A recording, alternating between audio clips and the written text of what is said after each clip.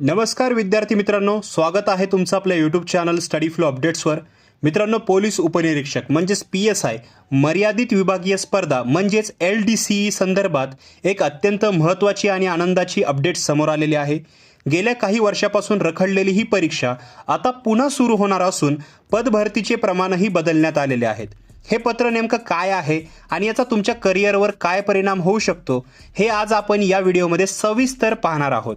त्याच्यामुळे हा व्हिडिओ शेवटपर्यंत नक्की पहा। चॅनलवर नवीन असाल तर चॅनलला सबस्क्राइब करून ऑल नोटिफिकेशनवर क्लिक करा। असेच परिपत्रक ऑफिशियली मिळवण्यासाठी व्हॉट्सॲप आणि टेलिग्राम ग्रुप जॉइन करा, त्याची लिंक डिस्क्रिप्शनमध्ये आहे। तसेच याचे आर्टिकल जर तुम्हाला रीड करायचे असेल मराठी स्वरूपामध्ये तर वेबसाईटची लिंक सुद्धा डिस्क्रिप्शनमध्ये आहे। आर्टिकल लिंक तुम्ही फर्स्ट लिंकला क्लिक करून रीड करू शकता। तर बघा, सर्वप्रथम परीक्षा पुन्हा सुरू होणार आहे। 25 फेब्रुवारी 2022च्या निर्णयानुसार ही विभागीय परीक्षा रद्द करण्यात आली होती। मात्र आता 1 सप्टेंबर 2025च्या नवीन शासन निर्णयानुसार PSI पदासाठीची LDCE परीक्षा पुन्हा सुरू करण्यात येत आहे। आता याच्यामध्ये भरतीचे नवीन प्रमाण सुद्धा म्हणजे जे रेशो आहे तो सुद्धा ठरवण्यात आलेला आहे। म्हणजे सर्वात महत्त्वाचा बदल म्हणजे आता पदभरती जी आहे 50 जसे 25 जसे 25 या प्रमाणात होणार आहे। मग हे काय आहे तर बघा, 50% जागा आहे ते सरळ सेवा भरतीद्वारे म्हणजेच MPSC द्वारे भरल्या जातील। 25% जागा या मर्यादित विभागीय स्पर्धा परीक्षेद्वारे म्हणजे LDCE द्वारे भरल्या जातील आणि उर्वरित 25% जागा ज्या आहेत त्या पदोन्नतीद्वारे म्हणजे प्रमोशनद्वारे भरल्या जातील। पोलीस महासंचालक कार्यालयामार्फत सन 2026च्या मागणी पत्राचे काम आता सुरू झालेले आहे।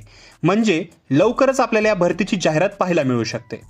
आता हे पाहूया की तुमच्यासाठी हे का महत्त्वाचे आहे। तर बघा, विभागीय कर्मचाऱ्यांसाठी सुवर्ण संधी आहे। जे पोलीस दलात कार्यरत आहेत आणि ज्यांना लवकरात लवकर PSI व्हायचं आहे त्यांच्यासाठी एक मोठी संधी आहे, कारण परीक्षा पुन्हा सुरू झालेली आहे।